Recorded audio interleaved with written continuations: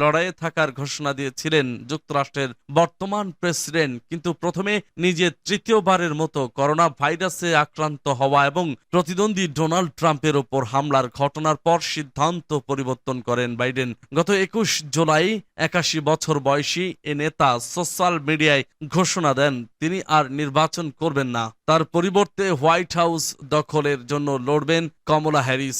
এরপর থেকে আর খুব বেশি কথা শোনা যায়নি মার্কিন প্রেসিডেন্টের মুখ থেকে।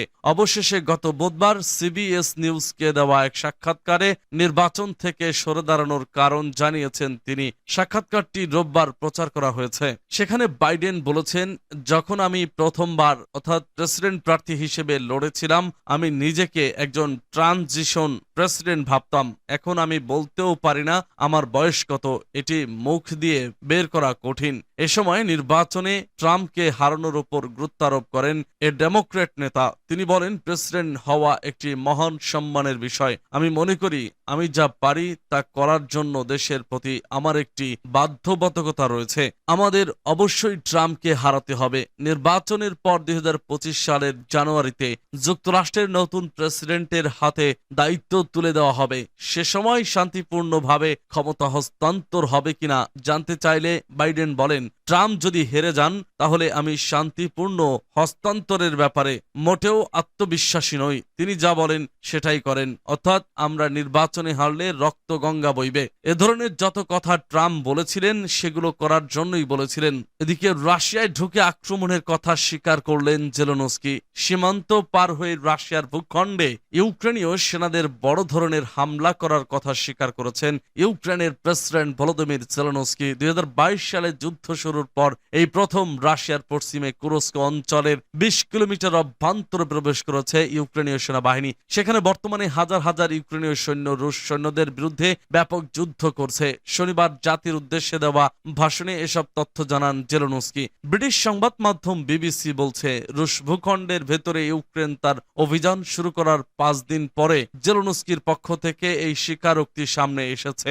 ইউক্রেনীয় এই আক্রমণ রাশিয়াকে কার্যত অবাক করে দিয়েছে ও সীমান্তের উভয় পাশ জুড়ে জনসাধারণকে সরিয়ে নেওয়ার কথা বলা হয়েছে। এদিকে ইউক্রেনের রাজধানী কিয়েভ ও সুমি অঞ্চলে রোববার ভোরে বিস্ফোরণের খবর পাওয়া গেছে। কিয়েভের মেয়র ভিটালি ক্লিটসকো বলেছেন, আকাশ প্রতিরক্ষা ইউনিটগুলো সক্রিয় রয়েছে ও শহরে বিমান হামলার সতর্কতা অব্যাহত রয়েছে। টেলিগ্রাম মেসেজিং অ্যাপে দেওয়া বার্তায় তিনি বেসামরিক নাগরিকদের আশ্রয় কেন্দ্রে থাকতে সতর্ক করেছেন। এছাড়া কিয়েভ সহ এর আশেপাশের অঞ্চল ও পূর্ব ইউক্রেনের পুরোটাই বিমান হামলার সতর্কতার অধীনে রয়েছে। এছাড়া শনিবারের ভাষণে প্রেসিডেন্ট জেলেনস্কি ইউক্রেনের যোদ্ধাদের ধন্যবাদ জানিয়ে বলেছেন, সিনিয়র সামরিক কমান্ডার ওলেকজান্ডার সিরস্কির সঙ্গে রাশিয়ার অভিযান নিয়ে আলোচনা করেছি। ইউক্রেন প্রমাণ করছে তারা প্রকৃতপক্ষে ন্যায় বিচার পুনরুদ্ধার করতে পারে ও আক্রমণকারীর ওপর প্রয়োজনীয় চাপ নিশ্চিত করতে পারে। প্রতিবেদনে বলা হয়েছে, ইউক্রেনীয় সৈন্যরা রাশিয়ার অভ্যন্তরে 10 কিলোমিটার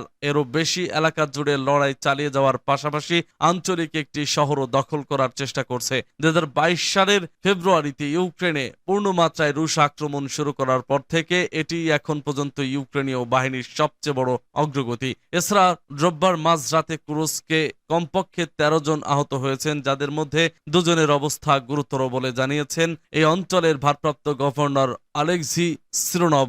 রাশিয়ার রাষ্ট্রীয় তাস নিউজ এজেন্সি অনুসারে এরই মধ্যে সীমান্ত এই এলাকা থেকে ৭৬,০০০-এরও বেশি লোককে সরিয়ে নেওয়া হয়েছে।